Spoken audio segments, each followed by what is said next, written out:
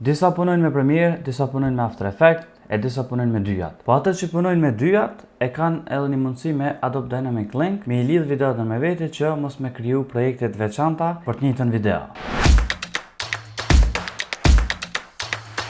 Se përdoret Adobe Dynamic Link, përdoret që me lehtësu punën mes dy programeve. Do me thonë sena që s'munësh mi bon Premiere Pro, i bon After Effects, i lidh me link, edhe sena që s'jam për mu bon After Effects, sikur për shembull me bo një video gjatë, i bon Premiere Pro që i lidh me Adobe Dynamic Link. Do me thonë pja u kallëzoj mënyrën prej Premierës në After Effects edhe prej After Effectit në Premiere. Shumica e bojnë veç prej Premierës në After Effects, po është edhe një mundësi ma e lehtë që kur te krysh një projekt në After Effects me bo export në Premiere. Mundesh me bo export edhe në Adobe Media Encoder edhe në Premiere Pro, varet cilën don ti. Nuk është që ka ndryshim të madh, po kur e kishe bo për shembull export në Premiere, kur e kishe bo në encoder, në encoder e kishe qit nëse i shkon video e kompletume, domethënë veç ki me bo export. E në Premiere mundesh me qit, me shtu edhe diçka, edhe tani me bo export. Janë dy mundësi, po në Premiere ki mundësi që edhe pak me editu diçka në ta. Hajde për llogaritëm që në Premiere e kena një video qëtu komplet, edhe që kjo është tutoriali i fundit që e kom bo qysh me qit fotot në website, me kualitet mirë, amo megabajt ma pak. Tash për shembull qëta, une kam e editu diçka në After Effects edhe kam e përdor disa efekte për shembull në qëtë video. Këtë që e duhet për me lidh me After Effects, e klikoni me djathën edhe shkoni te Replace with After Effects Composition. Nëse i ki After Effects-in qel me një projekt që është qel, nuk bën me bo qështo se e shtin qëtë video në qatë projekt. Do më thonë mas pare dush me mbyll projektin, tani me e bo qëta. Ose si kur unë në këtë rast, nuk e kam After Effects-in qel heq, që shpesha një poshtë, edhe veç e klikoj me djathën, kjo e nis After Effects-in prej fillimit. E presum, edhe këtu për shembull e shkruan qysh ka efekti më herët, efekt, edhe e bani OK. Edhe tani këtu çfarë të ndryshimi që bën, të bëhet direkt në Premiere Pro, për shembull peshtojna çto një mask, hajde pelojna çështo, pe bojna save, edhe kur dolëm Premiere Pro e shohim që çaja maska domethënë direkt ka dal, çysh e kena bë atje.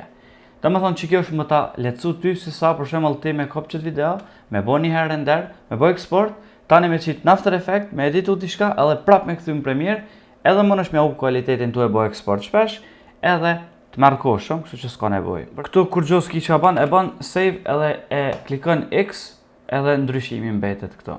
Edhe tani bëhet këtu me ngjyrë pink që të kallëzon që është linked, edhe që ku shkruan qysh me përdor, domethënë projekti, emri i projektit, edhe Adobe Dynamic Link, Linked Composition.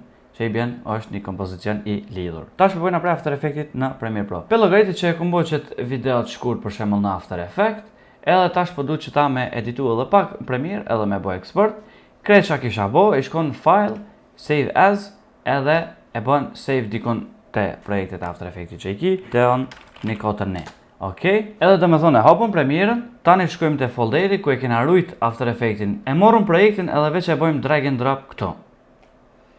Tash këtu të kallëzon ty se cilën composition me marë. Do më thonë se ti ke mujt me pas për shembull lloj composition, edhe sekuenca jonë ose kompozicioni jonë është 140.youtube, do më thonë ka emrin, edhe kur të bajsh qëta select, i bjen që kapi komplet çka ka video në ta, edhe i qet këtu.